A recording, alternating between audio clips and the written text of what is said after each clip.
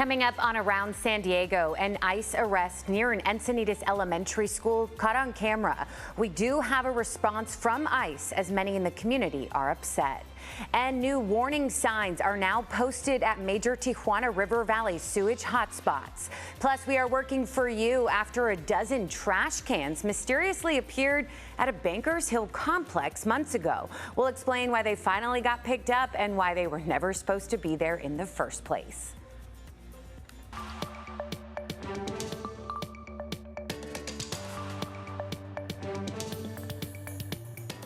Hello to you and welcome. Thank you so much for joining us as we take you around San Diego. I'm CBS 8's Jenny Day. I'll get you caught up on a week's worth of news and we'll look ahead in just 30 minutes.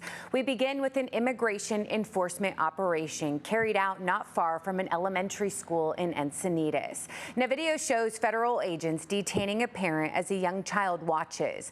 The detainment happened Wednesday morning, just blocks away from Parkdale Elementary. CBS 8's Esmeralda Perez has more as community members share their frustration with what happened. Show us the judicial warrant. There is no warrant. Take a look at this video. It captures the moment a man is detained by federal agents while in the background, a child is heard crying. A bystander demands to see a warrant as agents escort the man into a car. The Encinitas Union School District says the immigration enforcement incident happened before school at an intersection near Parkdale Lane Elementary. The incident has sparked outrage across the community. Many people showed up to tonight's city council meeting, uniting in solidarity. I think this has created so much fear and trauma, not just for the family that this happened to, but for the entire community. And that's why it's important for us to come out and show that we are in solidarity. We need to be with them. ICE enforcement and removal operations in San Diego shared details with CBS 8 about the incident. ICE officers carried out a targeted enforcement action this morning against an undocumented immigrant from Guatemala with a final order of removal from the United States since 2017. According to ICE, the individual was alone in the car when officers made the stop. A person described as the individual's alleged spouse arrived shortly after in a separate car, coming from the opposite direction of the school, with a young child in the back seat. ICE also says the stop happened 2 blocks away from Parkdale Elementary and completely out of the school's view. Amy Bryan is a community advocate, part of the group Take Inspired Action Siempre. Unfortunately, the worst has happened, and it will continue to happen as long as our schools don't stand up, take a real stand. Our city councils need to stand up, take a real stand, tell ICE to stay out and to stay away from our children and to stay away from our students and to stay away from our faculty, stay away from our parents. That strong pushback against this immigration enforcement activity in the community prompted City Council to add an emergency item to the agenda where they discussed the situation. The Sheriff's Office also made it clear that federal agencies are not informing them of their operations and reiterated that they do not engage in immigration enforcement. This community and the community of Village Park is traumatized. Yes. No child should have to face this type of fear. Esmeralda Perez there reporting. And now a group of teachers and community members say ICE agents have no place near schools and they are now patrolling near school campuses on the lookout for them. Unión del Barrio, an association of Raza educators, are now training teachers and members of the community to go out on these patrols. One of the teachers says about 80 to 100 teachers have been trained so far. She also talked about something they're pushing for at schools if federal agents do show up. So one of the things that we've pushed for is to treat it as a lockdown, right? Because we don't know what their intentions are, who they're coming for, and we don't need to expose the students to any unnecessary trauma. Yet teacher patrols are also expected to start at schools in North County as well as San Marcos and Escondido. Well, Mayor Todd Gloria and County Supervisor Paloma Aguirre announced new signs are being put up around Imperial Beach warning residents of toxic gas and contaminated air. The warning signs are at 2 major sewage hotspots for the Tijuana River Valley. They're on Saturn Boulevard and Dairy Mart. People deserve to know about these dangers so they can protect themselves and their loved ones. And that said, I also want to be abundantly clear that signage alone is not the solution. Our ultimate goal is to not simply warn people about this pollution, but it's to end it altogether. Yeah, absolutely. So similar signs are now also up on county trails in IB in places where the sewage stench is particularly strong. In total, 14 signs will be put up. And for years, Bayho residents have watched graffiti take over buildings along Morena Boulevard near Costco and say that no one is taking responsibility to remove it. City residents reached out to the city and also MTS because its location near the trolley. We're kind of stuck here with no response, and everyone writes to get it done if there's no change. So working for you, we did reach out to the city of San Diego, which says the latest Get It Done request from last June is still in process. According to the city's website, graffiti removal on city-owned property is their responsibility, but private and commercial building owners must handle their own cleanup, with code officers notifying and then following up. MTS told us the graffiti locations are not on their property and provided a map showing the tags are over 100 feet away from their boundary. We are still waiting to hear if the stone wall is theirs, though. We'll certainly update this story online at CBS8.com as we get more answers. And San Diego police want your help to solve a murder that tore apart a young family nearly 2 decades ago. 19 years ago, a man burst into an apartment on Nogales Street in Lincoln Park and opened fire. He shot and killed 31-year-old Andre Mahan. His wife, Essie Mae Horn, was also shot at, but she survived. Horn has never stopped searching for the man who took her husband's life. She says the pain of that night and raising their 2 children on her own fuels her search for justice. I was lost, but I had to live not for me, but for my kids.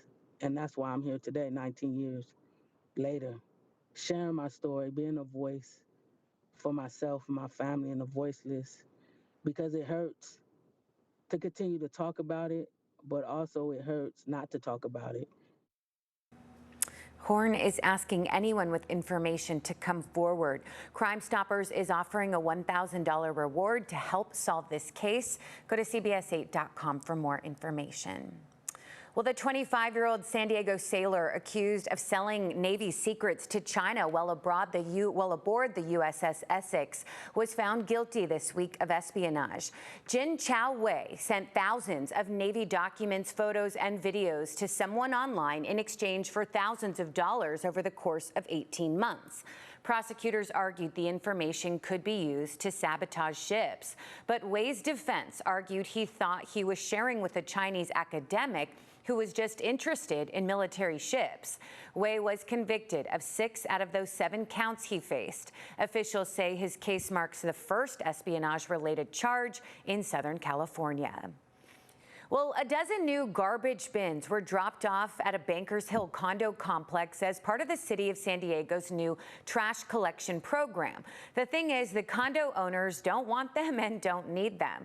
The complex has private trash collection, and the owners say they called the city to take the bins back, but nothing happened until CBS 8 started making calls. CBS 8's Abby Black is working for you with more on what happened next. The city of San Diego's new trash service is not even fully deployed yet, but Judy Combs says that the city dropped off 12 new trash cans in front of her condo complex in June. She called them about the mistake. She says that the city then promised to remove them, but never did until we got involved. We started working for you. Now they're gone.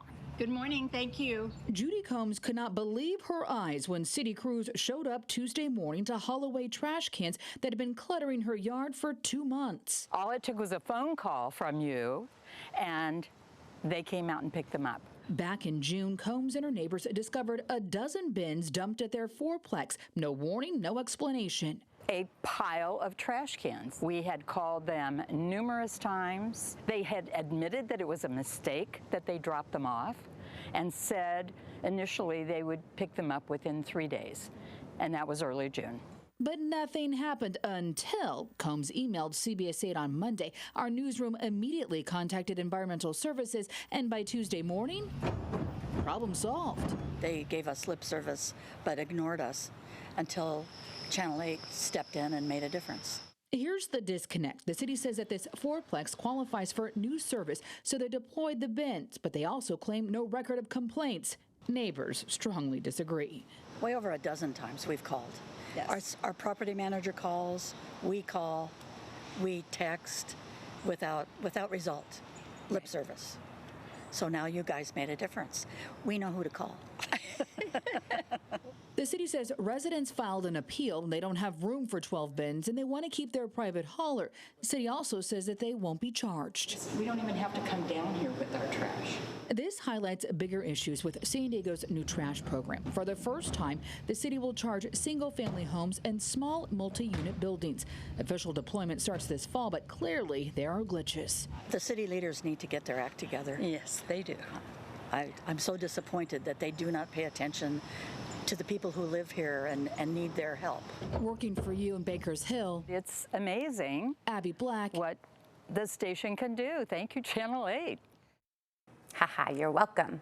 All right, in National City, residents are speaking out about stronger renter protections. Earlier this week, dozens marched to City Hall to demand city leaders step in. Right now, National City renters are protected under statewide tenant protection laws, including a rent cap allowing a maximum 10% rent hike every year, a cap that residents here say is entirely too high. They are also asking for an anti-harassment ordinance to protect tenants from abusive landlords, as well as just cause eviction protections. It really makes sense that in a city with 70% renters that there's not really any renter protections besides the statewide protections. And it just really goes to show the neglect of the city council and of the city historically to actually think about and meet the needs of residents here. Now, these tenants are also pushing for the city council in National City to put citywide renter protections up for a vote at a future council meeting. Well, still ahead, end of an era for 3 animals at the San Diego Zoo. What happened and how the community is responding. Well, the Oceanside Police Department announced the start of their drone as a first responder program.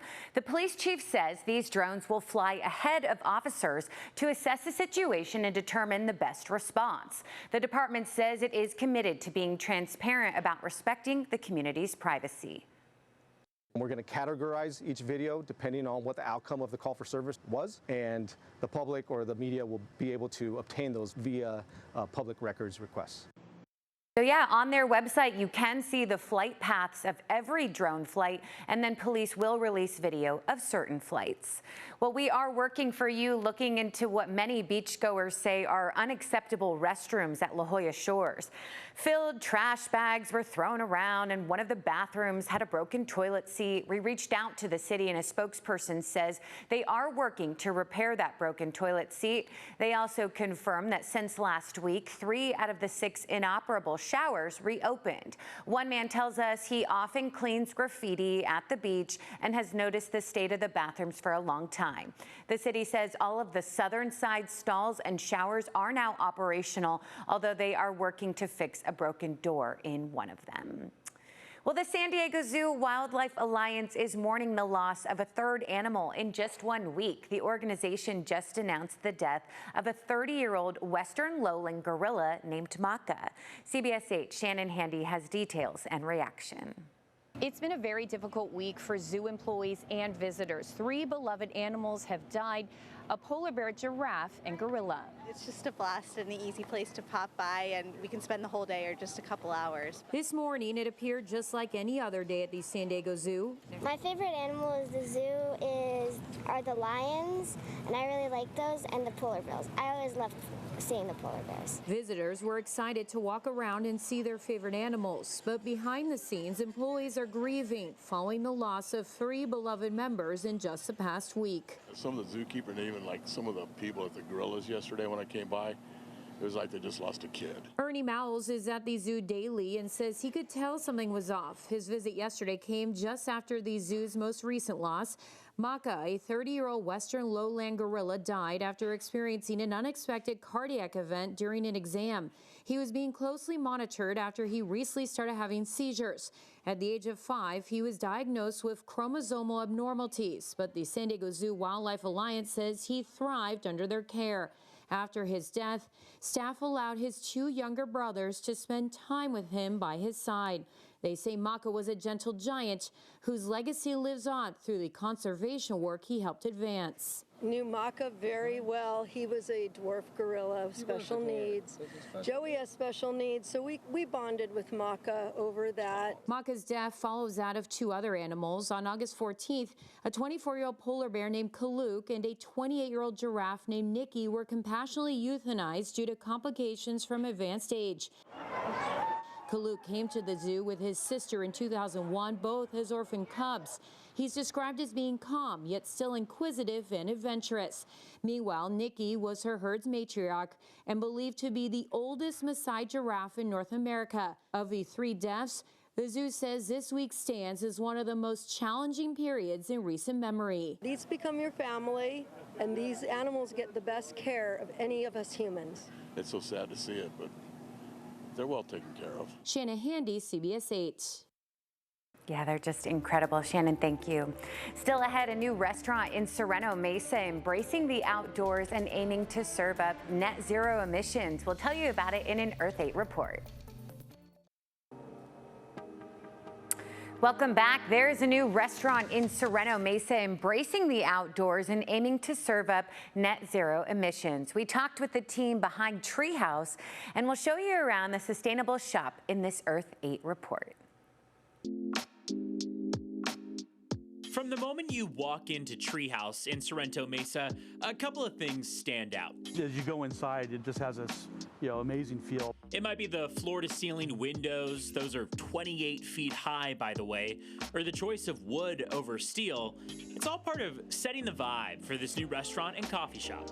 And we really wanted to make it just a gathering spot for the community that really stood out. Really wanted to provide. Treehouse serves as the centerpiece for a brand new life sciences campus featuring over 700,000 square feet of rentable office space, with phase 2 bringing that up to over 1 million square feet. It's no wonder that it calls for this big of a dining space, considering it's likely to serve about 1,000 people when all that space is rented out. We really wanted to provide a food service that kind of justified the scale. I think without the scale, you can't justify the amenities that we were providing here. Beyond its aesthetic appeal, the company that built Treehouse is aiming for net zero emissions with a certification from the most widely used green building rating system. The roof of the restaurant even has a green roof filled with native vegetation. Over my 33-year career in real estate, this is for me kind of my crown jewel. It's been probably the most exciting to have worked on. The scale of it, the finishes, the quality of it. Their menu offers fast casual breakfast and lunch, and there's also a coffee shop inside, serving up some great drinks for the next time you want to bring the outdoors inside. Good, positive stuff. Evan Narani, thank you. That'll do it for us. Thank you to you as well for watching and staying informed. For CBS 8, I'm Jenny Day. Go Padres.